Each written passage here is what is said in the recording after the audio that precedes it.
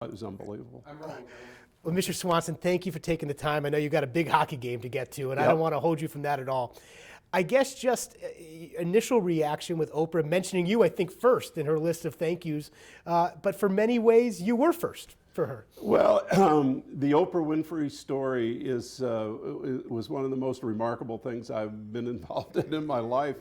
You know, we needed an AM show person in Chicago, and I said to everybody in the program department, I said, you know, you're always looking for men to beat Phil Donahue, and I said, you're failing. I said, let's look for a woman. And this young lady that worked down the program department had worked in Baltimore, Debbie DeMaio, comes down to my office. She said, I just started here a week ago before you. She said, we don't know each other, but she said, I understand you're looking for a woman. Here's a woman I worked with. You might want to look at the tape. I looked at the tape, couldn't tell much from it because she was sort of the second banana on the show. But I was intrigued. So we brought her in for an audition, and it was awesome. I'm sitting there, it was on a Saturday, Labor Day weekend, and I got everybody in there to do the thing. They're all mad because they got to work on a holiday weekend. And I'm sitting there watching this taping, and I'm thinking, oh my goodness, this is phenomenal. I've never seen anybody this good. And Oprah comes down after the show, and everybody left in a hurry for the holiday. And she and I just sat there and talked. And that's when I first really came to know Oprah Winfrey, and we were able to put together a deal. What was the it that she had that separated her from so many other people you had met in the It's business? hard to describe, but she's somebody who can ask the most difficult question to anybody, and they're not offended or whatever, they just answer. She just has that innate ability to pull information out of people. I've never seen anything like it. And she desperately wanted the opportunity. She said, could I do this show by myself? Because she was partnered with a guy in Baltimore, and he was the dominant white male. And I said, well, if I can just hire one person rather than two, I could save the bucks, that's okay. And she says, do you have any concerns? And I said, nah, not off the top of my head. And she says, well, I'm black. I said, yeah, I got that figured out. I said, lady, I don't care what color you are. I'm here to win. I said, I judge people on, are they going to win, not on their color. She says, well, I'm overweight. And I said, it might be a help. Because I said, you're going to have to be liked by white people as well as black people. And I said, a lot of white people are overweight, and that'll create sort of a identity for you. I said, by the way, don't change a thing. Same hairdo, same dress, same weight, same everything. This is the Oprah Winfrey I want. She said, now that I think about it, I said, I do have a concern. And she said, rock back. And she said, what's your concern? I said, I've seen people push their success right up their nose in life. I said, are you going to be able to handle success? And she said, do you think I could be that successful? I said, lady, this is going to cost me money, but you are going to shoot the lights out. So you knew it even before she did in many ways. I just knew how good she was. And I had auditioned lots of people in my life. And, I was sent to LS to Chicago to fix it for ABC. And I marveled that all of a sudden here I'm doing this thing. And I thought, man, we're on the way.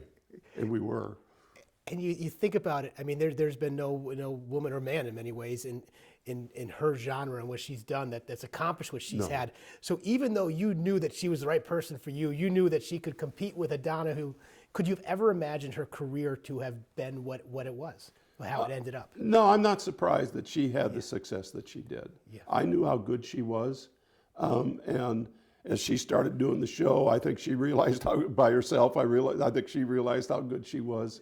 And she, she's been a success at everything she's done. Think about it. It's amazing. Not just a television show, cable, magazine. She buys the Diet Place, and now they're going through the roof. Books, movies, whatever she's done. I mean, one of the fun experiences of my life was to go down when she was in The Color Purple. And she invited me to come down to the set, and I wanted to watch Steven Spielberg work with her. And I thought to myself, this will be interesting. Do you know that she ad-libbed most of her part? Oh, wow. Oh, yeah. And I thought to myself, she's so spontaneous that if he tries to put her to a script, he'll lose some of the spontaneity. he figured it out. That's why he's such a great director in his business. And she ad-libbed most of that. Now her name being mentioned, potential presidential You candidate. know, What do you make of all that? well, I think anything's possible in this country. I don't know whether politics is a game for Oprah to get into. You know, that's a personal decision she'd have to wrestle with. The one thing I know is, you know, since Watergate, you know, we haven't had a very good go of it with our politicians in Washington, because they're always trying to get even with one another. And we see the worst of it now going on. And we need a unifier. We need somebody who can bring our country together, bring Congress to where there's a civility. There's not even a civility in the tone anymore. And that's not America. That's not what we're about. Does that make her potentially And the that perfect makes person? her, I think, a potential, because she was accepted in a nationwide universal audience. And I think she could get elected. You know, the question is, does she want to put up with the nonsense? But anything is possible. So you gave her some pretty good advice back in 1983 when you talked with her. What advice would you give her today after a speech like that? Some people are saying, "Hey, this is kicking it off. They're getting pretty excited." George, the one thing I always tell young people when I speak to college groups or whatever, follow your dream. Don't get to be 65, 70 years old and say to yourself, "Oh, if I'd have just done this when I was 20 or 25, you know what? If you have a dream, you believe in it, you know, do it. You know, we're here for just a short span of time. Do what you want to do, work for people you want to work for, but follow your dream." And the last question I'll ask you, do you keep in touch with her now? I mean, I guess, how's your relationship? She thanks you Our very early relationship on. has always been good. I've never hassled her or bothered her. I told her once that there'll be people who will call and say, "Dennis Swanson told me to call you, blah, blah, blah." I said, I said, if I have something that I think you should hear, or I will call you myself. And I've only called her a couple of times. I never tried to capitalize on. She got to be hugely successful and wealthy. I got promoted, so you know, we both had a win out of it. It worked well. Keith, anything you can think of? Any this speech last night about your career with Oprah, or anything else? A funny story? Anything else you'd like to tell? Well, you know, it was interesting because when I called New York and had to get the contract approved, a guy in New York said to me, "Are you sure you want to do this deal, Dennis?" And I said, "Yes."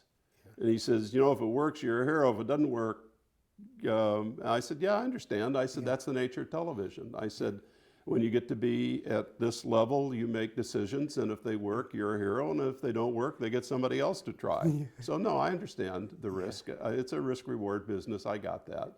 But I said, I don't worry about the outcome of this. In terms of, I'm glad for her. I really am glad for her that she's had all this success. And did she know how to handle success? She sure did.